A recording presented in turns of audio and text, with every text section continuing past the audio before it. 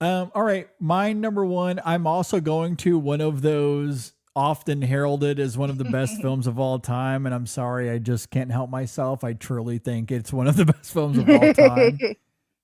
And that's Citizen Kane. Going to Citizen Kane for my number Yeah. one here. I don't have to spend too much time. I've talked about this quite a bit here on the show before, but the movie quote that I think will forever register with me the most is Rosebud from Citizen Kane. I know that it's arguably the most famous single word in film history. That narrative certainly exists for sure. But what I love about Rosebud, to me, this is why it's my favorite movie ever made. It's not just that it's this incredibly diverting film from its time, it features filmmaking and craft techniques that were decades ahead of its time. All of that exists. And I think partially that's why it's built up this reputation as being homework when it's actually incredibly inventive and entertaining.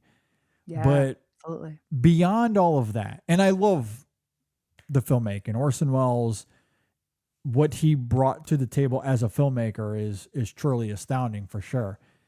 But beyond that, what I love about the film is what it exemplifies as far as childhood and what it means to our lives.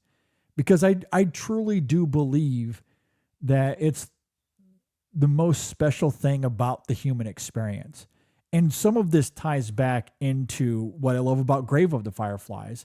Part of the heartbreak, what makes the innocence of Setsuko so incredible in that film is that she is just trying to be this innocent child amongst the chaos of World War II.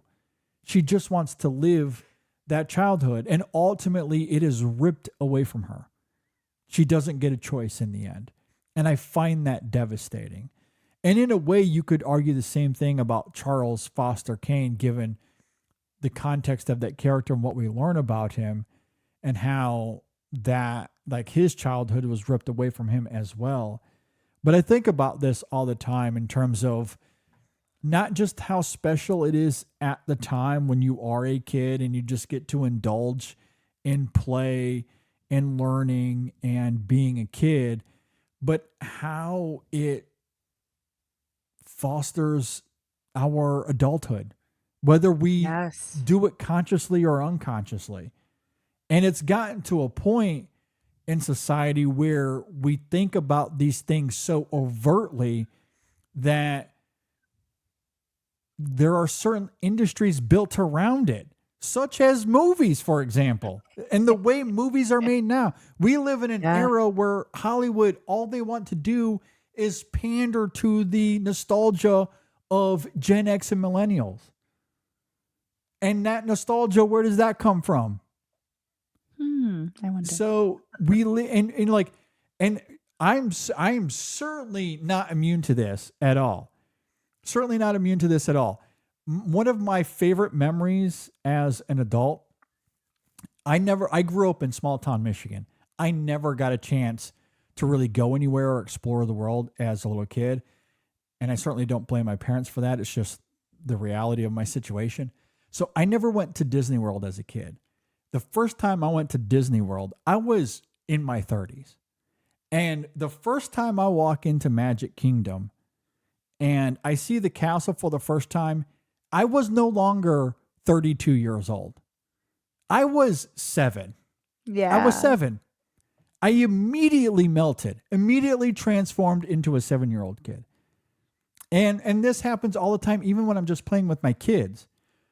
You know, even recently, we went on a Disney cruise, or there's certainly other examples I could bring up where I'm hanging out. I mean, watching sports sometimes with Sam and Andrew, I feel like I can transform back into those parts of myself. And I think that's the case for a lot of other people. Again, to the point where I think society has we as a society live this way. And that's why Mhm. movies pander to Star Wars and to Marvel and to Spider-Man, because these are characters we grow up with. We learn to love them as kids, but they manifest in our adulthood still.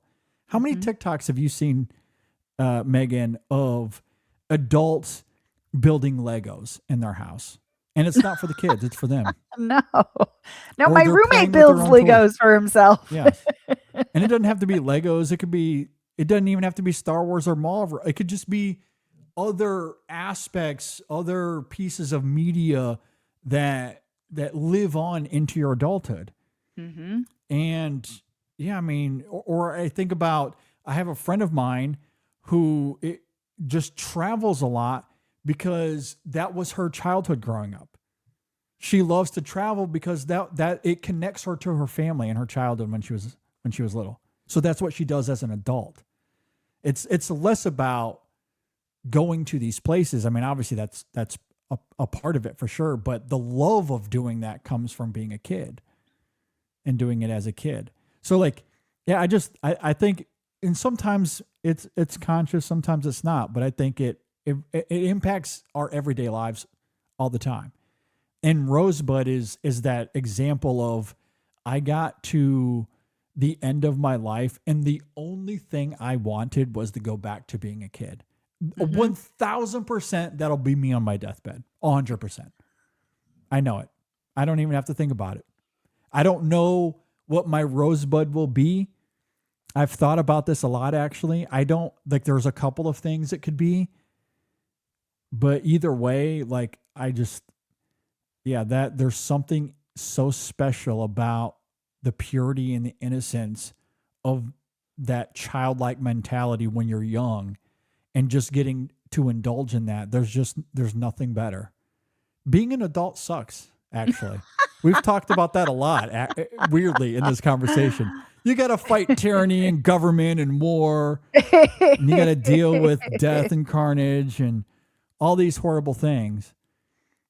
You know, when you're a kid, it's all about that innocence, and it's the best.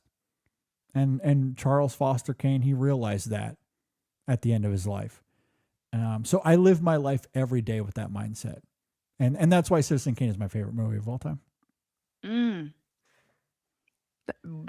was like, that is a powerful statement and well said.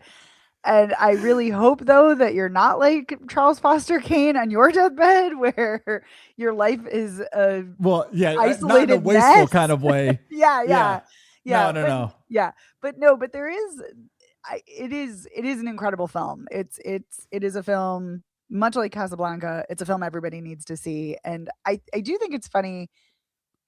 And you're absolutely right. People thinking of it as homework, because it is a riveting film. I mean, and whether you're talking about Orson Welles' performance or Greg Toland's incredible cinematography, it is just stunning to watch.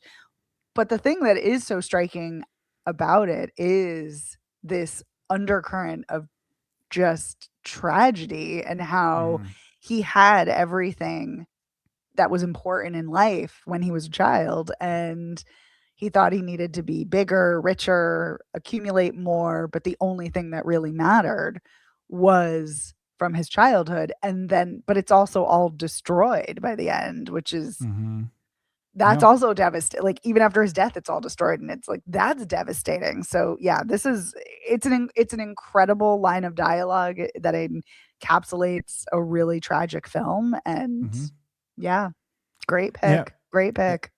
Exactly. Like, all that stuff he accumulated meant nothing. Yeah. Absolutely nothing. The only thing that mattered to him was the memory of being on that hill in the snow with that sled. That's it. As a little kid. I think about that all the time, for sure. Yep. Yeah. Yep. Yeah. And I mean, and money can buy you comfort, and it can buy, you peace of mind, but it can't buy you happiness. And he learns that the hard way. Yeah. Absolutely.